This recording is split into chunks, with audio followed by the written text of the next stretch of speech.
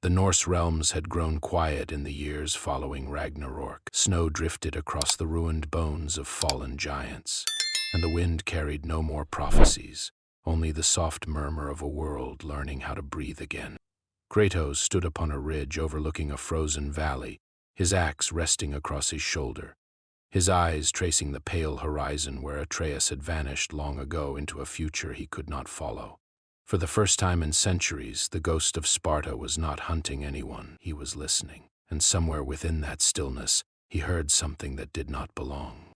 It was not the whisper of Odin's ravens, nor the distant thunder of Thor's hammer echoing across memory. It was older, hungrier. A pulse in the fabric of existence itself, patient and predatory, indifferent to gods, to fate, to the balance he had bled to restore. Kratos tightened his grip on the Leviathan. He had learned to recognize the taste of unnatural power, and this was unlike any he had known. The world tore open behind him without warning. There was no fire, no divine roar, only a silent seam of blackness that unfurled across the sky like a wound in reality. Before he could turn, it took him. The cold vanished, the snow vanished, everything vanished. When his eyes opened again, he lay upon black stone worn smooth by uncounted centuries. Torchlight flickered without heat. Above him rose the ceiling of a forgotten temple, and carved into every surface were symbols that told an impossible story. Warriors rising, warriors falling, champions crowned, then shattered, then reborn to fight again. The carvings did not depict history, they depicted a cycle. And in the air lingered the faint, trapped echoes of screams that seemed unable to fade. Kratos rose slowly. He had walked through the halls of dead gods and the ruins of forgotten pantheons. Yet this place unsettled him in a way none of them had. There was no mourning here, only repetition. From the far end of the chamber came the sound of combat. Two warriors circled one another upon a raised platform, their movements sharp, practiced, almost theatrical. One struck a final blow, and what followed was not death as Kratos understood it. It was ceremony. The victor tore his opponent apart with a horrifying, almost bored precision. And then, before the blood could cool, a pale green light gathered above the corpse, and the fallen warrior stood again, whole, unbothered, as though death were nothing more than a rule to be waived. Kratos did not move. He had killed gods and watched them stay dead. Every life he had ever taken had cost something that could never be returned. But here, in this place, death was a performance, a currency, and that, more than any monster he had ever faced, disturbed him. He felt eyes upon him then, not the eyes of the fighters, but of watchers hidden in shadow, robed figures whose silence carried weight. They spoke without speaking, and he understood only fragments. A soul unlike any other, a soul that refused the cycle, a soul that had already broken heavens. Thunder rolled softly through the temple. A man in white robes and a straw hat stepped from a curtain of pale lightning. His eyes glowed with distant storms, and he raised an open hand in a gesture that was neither welcome nor threat. Before he could speak, the walls burst inward. Assassins in dark armor poured through, blades hungry, chanting a single title, God Killer. Kratos met them without hesitation.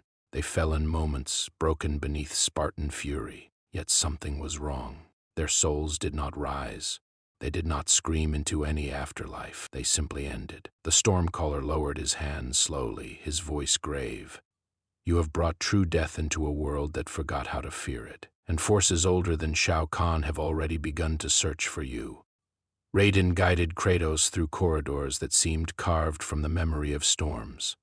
The sanctuary of Earthrealm rested within a mountain whose roots plunged deeper than mortal maps could measure, and its silence carried the discipline of centuries. Kratos walked without speaking. He had learned long ago that the surest way to understand a world was to let it reveal itself. They entered a wide chamber where lanterns burned in slow, steady rhythm. Around a long table stood the champions of Earthrealm. Liu Kang, calm as still water, studied the stranger with eyes that had already seen too many endings. Kung Lao leaned upon a pillar, his hat resting against his knee, curiosity sharpening his usually easy smile. Johnny Cage attempted a joke that no one answered. Sonya Blade stood with folded arms, measuring Kratos as a soldier measures a storm. Katana said nothing at all, and her silence carried the sharpest edge in the room. Raiden spoke first. he explained who Kratos was, or as much as the god of thunder had gleaned from the trembling threads of fate, a god-slayer, a wanderer of ruined pantheons, a soul the elder gods themselves could not account for. Some of the champions saw a new ally. Others saw a weapon whose direction had not yet been chosen. Liu Kang finally asked the question every gaze had already whispered. Would Kratos fight for Earthrealm in the coming tournament? Kratos did not answer at once. He looked at the lanterns, at the polished stone, at faces that carried the calm certainty of purpose. He had seen that certainty before in Olympus, in Asgard, in every court that had used him as a blade. When he spoke, his voice was low and unhurried. I have served the ambitions of gods and kings. I will not serve another tournament. Raiden did not flinch. He explained that Mortal Kombat was not merely a contest of champions. It was a cosmic mechanism, an ancient design that held the ambitions of worlds in check. Every warrior, whether willing or not, eventually became part of its rhythm. To refuse was to invite consequences that outpaced any single life. Kratos listened, and then he refused again. In the days that followed, he watched. He walked the training grounds where young warriors sparred with a strange, almost joyful abandon. He listened to survivors speak of past deaths as though describing old injuries. He observed how loss carried no true weight because loss could always be undone. Victories were remembered, defeats were forgotten. The cycle spun on, polishing every soul into a shape that would fight forever. He recognized it. It was another prison dressed in different chains. Far from the sanctuary, in a tower of glass and bone, Shang Tsung studied the foreign warrior from within scrying pools that shimmered like fevered dreams. He had consumed the souls of emperors and demons and creatures whose names had been erased from every tongue. Yet when he reached for Kratos, his magic slid away like water from obsidian. The Spartan spirit was not one soul. It was a battlefield. Within it burned the echoes of every god he had slain, layered like scars upon scars, humming with a divinity that had refused to die with its owners. The sorcerer recoiled. Such a soul could not be devoured. It could only be feared. He carried the discovery to Shao Kahn, whose throne trembled with hunger the moment he heard. The Emperor of Outworld gave a single command: capture the god-killer before the tournament began. In Earthrealm's sanctuary, Raiden turned to Kratos with a heavier expression than before. This was no longer a matter of winning Mortal Kombat. Reality itself had begun to fray. Kratos considered the storm forming beyond the mountain. Then he spoke. I will enter your tournament, not to defend your realm, but to find the hand that built this cage. Raiden bowed his head, and somewhere far above, the elder gods began to whisper. The tournament grounds rose from the earth like the ribs of a slumbering titan. Stone platforms hung above pits of green fire. Banners bearing sigils of forgotten dynasties snapped in a wind that carried the scent of iron and incense. Champions gathered from every realm. And when Kratos stepped into the light, a hush moved through them that no herald had summoned. Scorpion tilted his head, the flame within his skull flickering as though it recognized a kindred grief. Sub-Zero's breath frosted the air, though the cold did not quite reach the Spartan. Baraka bared his blades and grinned, yet his grin faltered when Kratos did not look at him. Even the veterans, warriors who had faced sorcerers, demons, and false gods, felt something in the newcomer that could not be named. He did not carry the aura of a challenger. He carried the weight of a witness. The first duels began, and the arena responded as it always had. Blood painted the stone. Crowds unseen roared from realms that watched through mirrors and dreams. Fatalities were performed with practiced flourish, and the resurrections that followed felt as ordinary as breath. When Kratos fought, the rhythm changed. He moved with terrible economy. Where others danced, he advanced. Where others postured, he ended. Yet again and again, at the moment tradition demanded a killing blow, he lowered his weapon. He would not perform. He would not entertain. He allowed defeated warriors to stagger away with their lives intact, and the silence that followed each mercy was louder than any cheer. Some champions felt insulted, others felt uneasy. A few began to watch him the way a man watches a door he has never noticed before. Then came Scorpion. Their duel began with fire and chains, with roars that shook the platform. The specter fought as he always had, as a wound given form, driven by a vengeance so ancient it had become the shape of his soul. Kratos met him blow for blow, and slowly, deliberately, he broke the rhythm. He caught the chain. He turned the fire. And when the specter lay beneath his blade, Kratos did not strike. Instead, he spoke. Only a few words, low and rough. "I know your fire. I carried it once.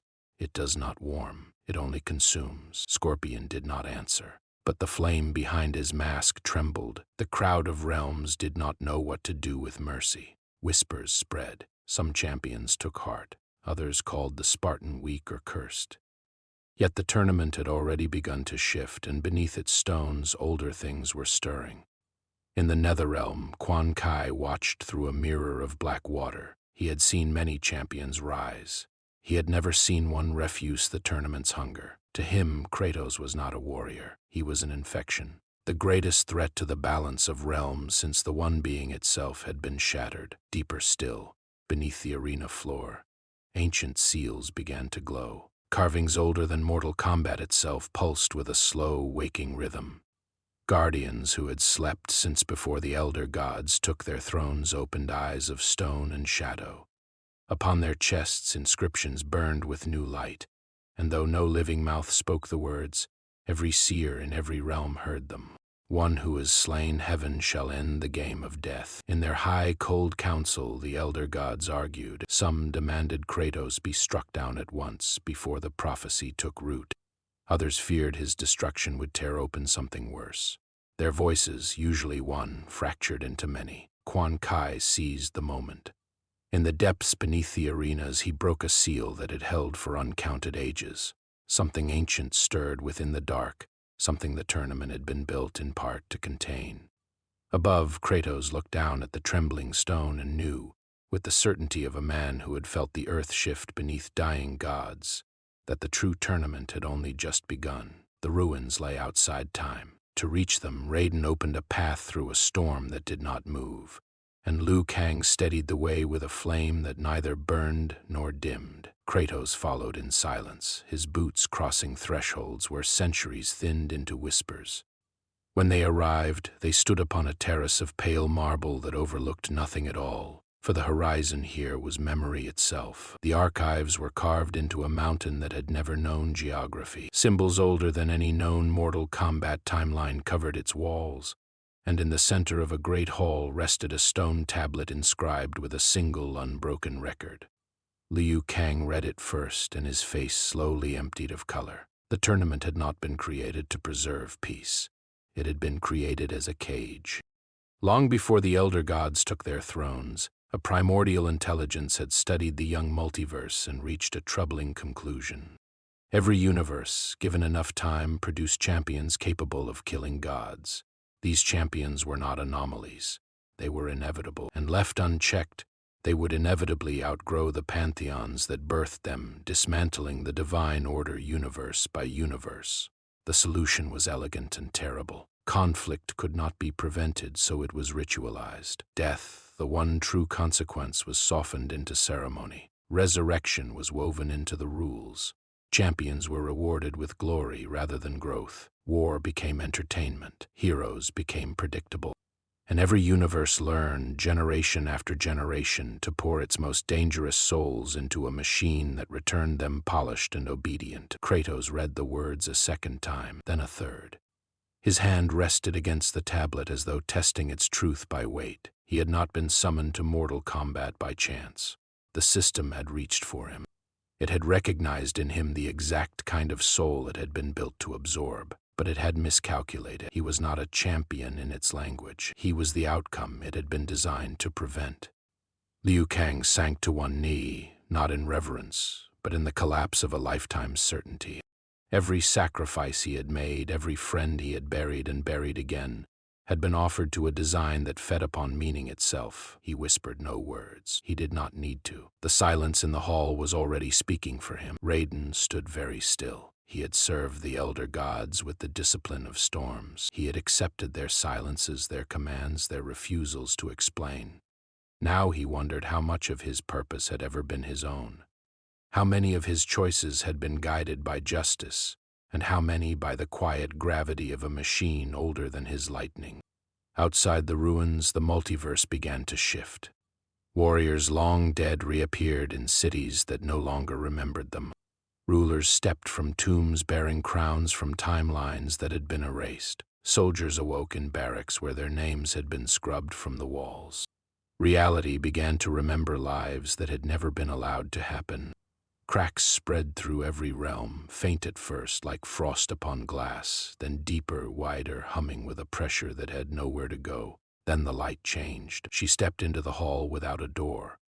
Her gown moved as though time itself were folding around her, and her eyes were not eyes but hourglasses whose sand fell in both directions at once. Kronika, keeper of time, regarded the three of them with a calm that carried the weight of eras. She did not raise her voice. She did not need to. "You cannot be allowed to continue," she said, and her gaze rested upon Kratos alone. "Not because you are evil. I have watched evil. It is small. You are something worse." Kratos met her gaze. He did not speak. "You are proof," she said softly, "that fate can be broken." And behind her, the sand of every hourglass in every realm began to slow. Kronika's campaign did not begin with armies. It began with erasure. Battles were rewritten before they occurred. Victories dissolved moments after they were won. Warriors advanced through gates that closed behind them into different centuries, and the very concept of yesterday grew unreliable. Time, which had always been Mortal Kombat's silent servant, became its executioner. Kratos felt it first as memory. Visions rose within him unbidden, sharper than any wound. He stood again in the ashes of his own home in Sparta, the blood of his family cooling upon his skin. He walked once more through the halls of Olympus, past the bodies of gods who had trusted him and gods who had feared him. He saw Baldur's face in the moment before the final breath. He saw Atreus turn toward him with eyes that had learned too much too soon. Every life he had ended returned, not as accusation but as weight. Brute strength offered him no exit. He could not kill memory. He could only carry it. Across the realms, the world unraveled in slower ways. In Outworld, a monarch long buried woke in her own crypt and demanded fealty from courtiers who could not remember her name.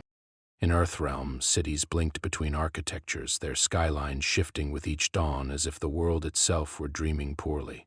In the Netherrealm, damned souls began meeting their own doubles. Some newly arrived, some centuries older, and neither could say which was the true self. Raiden, who had once stood as the still center of every storm, began to falter. Centuries of memory collapsed into contradiction within him. He remembered wars he had won and wars he had lost in the same instant. He remembered friends who had died in his arms and friends who had never existed. His lightning grew uneven, as though the sky itself no longer trusted its own laws. Among the champions, blame moved faster than time. Kratos, they whispered, had brought this ruin. He was the crack in the wheel. He was the wound that would not close. Some abandoned the sanctuary openly, seeking safety in banners that no longer meant anything. Others gathered in shadows, forging plans to bind him, to cage him, to end him before the apocalypse could complete itself. Kratos heard them. He always heard them. And for the first time in his long, bloodied existence, he did not answer. Somewhere within him, a boy's voice still spoke. Atreus, gentler than the world had ever been to either of them, reminding him that a father was not the sum of his rages. Kratos let the reminder move through him like breath. When betrayers came, he did not strike. When accusers spat, he did not answer. He offered no fury. He offered no vengeance. He offered only the quiet refusal to become again what he had once been. The stillness spread.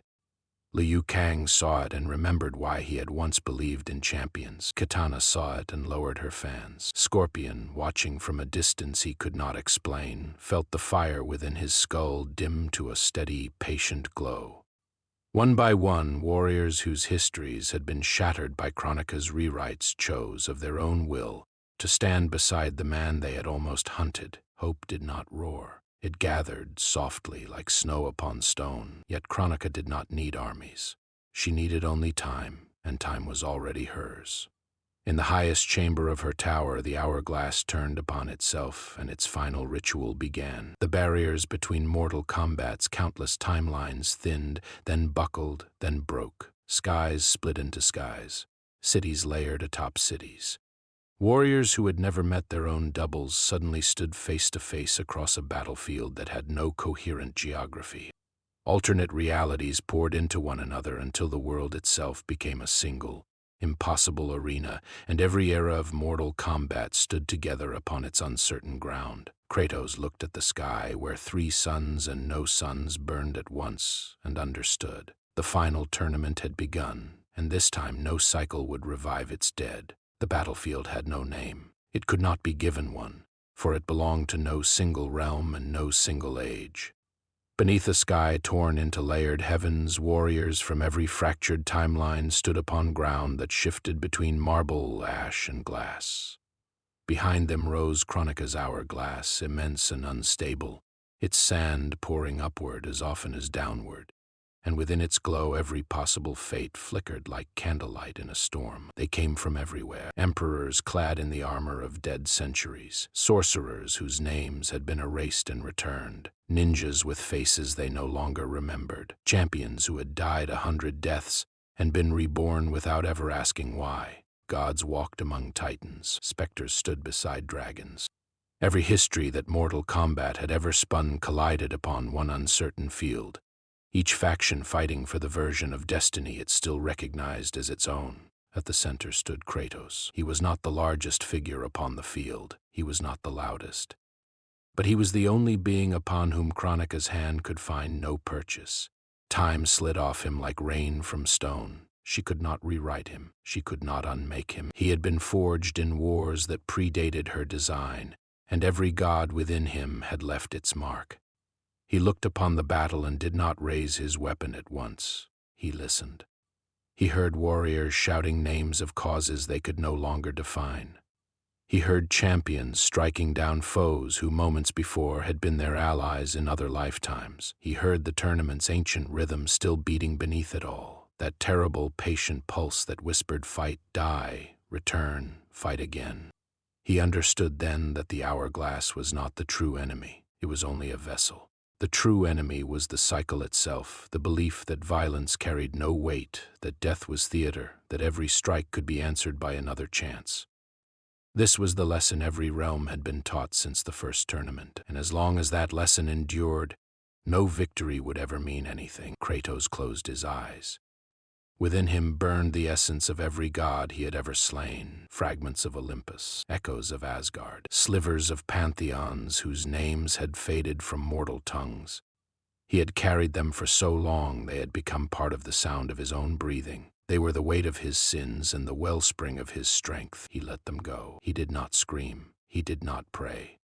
He simply opened the door within himself that he had kept locked for lifetimes, and the accumulated divinity of every fallen god rushed out of him in a tide of light that had no color and every color at once.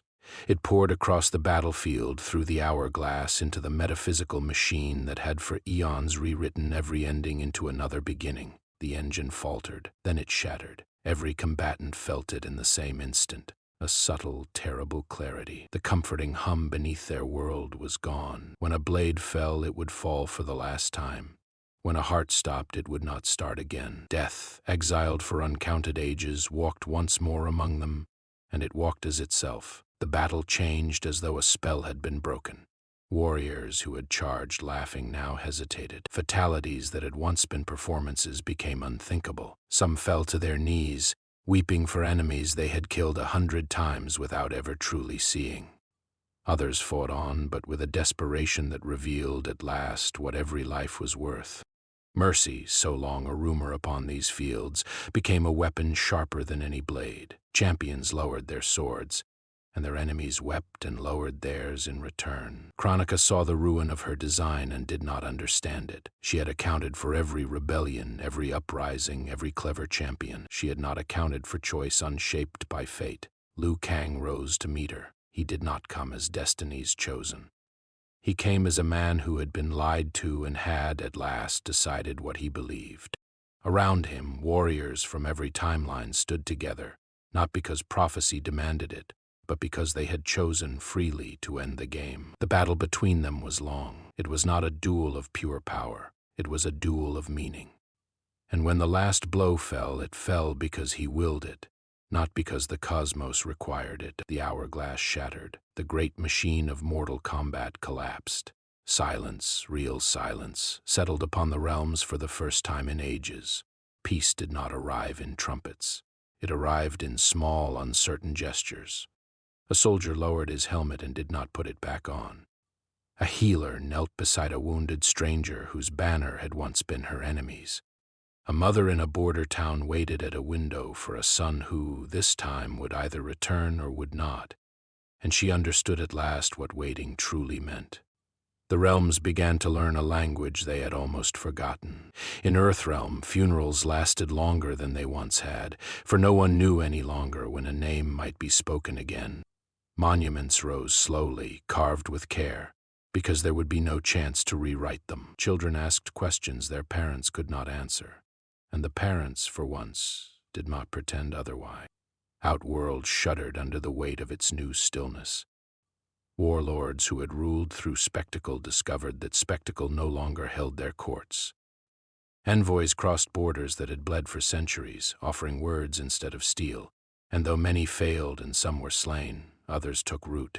Reluctant alliances formed between kingdoms that had forgotten how to speak without shouting. Rebuilding began, slower than any conquest, but far more lasting. Even the Netherrealm grew quieter. Vengeance had always been its fuel, and vengeance depended upon the endless return of the wronged and the wrongdoer. Now the wronged stayed dead. The wrongdoer stayed dead. The old fires burned lower, and some souls, freed at last from the loops that had defined them, simply drifted into whatever came next. Quan Kai's shadow shrank, though it did not vanish, and Scorpion, in a chamber none dared enter, laid his chains upon the stone and did not lift them again for a long, long time. Raiden walked the sanctuary alone in the days that followed. He touched the pillars, the lanterns, the worn steps where generations of champions had passed. Much of what he had believed lay in ruins around him, and yet he found he could stand. His lightning came slower now, more human, more his own. He found Kratos at the edge of a cliff that had never existed until the world settled into its new shape. The Spartan stood as he had once stood in Midgard, axe upon his shoulder, gaze upon a horizon that no longer belonged to him. Raiden approached without ceremony and stopped a respectful distance away. "They will build statues," Raiden said quietly. "They will name eras after you." "They will not," Kratos answered. "I have refused monuments before. I will refuse them again." Raiden allowed a small, tired smile. "Then let me thank you not for defeating Kronika. That was the work of many hands. Let me thank you for something else." Kratos turned his head slightly. "You taught every realm," Raiden said, "that courage is only real when sacrifice is real. That is a lesson we had forgotten. It may take us a long time to remember it fully, but we will." Kratos did not answer for a long moment. Then he gave a single low nod. It was, from him, an entire speech. Dimensional pathways began to reopen across the realms. Some sealed, some healed, some formed anew where wounds had been. One of them, thin and quiet, curved toward the cold northern wind of Midgard. Kratos felt it before he saw it, the way a man feels the door of his own home in the dark. He stepped toward it without hurry. The realms behind him had begun, at last, to belong to themselves. His role, whatever it had been, was over. Yet as the light of the portal gathered around him, something at the edge of his vision refused to fade. Far beyond the boundary of every timeline he had walked, in a place that was neither realm nor void, a single ancient throne stood occupied. He had never seen its ruler upon any field of the final war. He had never heard its name whispered even by the elder gods. Yet its shadow reached across existence with the patience of something that had watched empires rise and fall as one might watch tides. A voice moved through him, unhurried, almost fond. "You ended one game. You did not end mine." Kratos slowly turned toward the darkness. He did not draw his weapon. He did not step back. He only looked, and in his eyes was neither fear nor rage, but recognition. The portal closed. The realms fell into silence, and somewhere beyond every story yet told, A hand upon a throne of shadow began, at last, to move.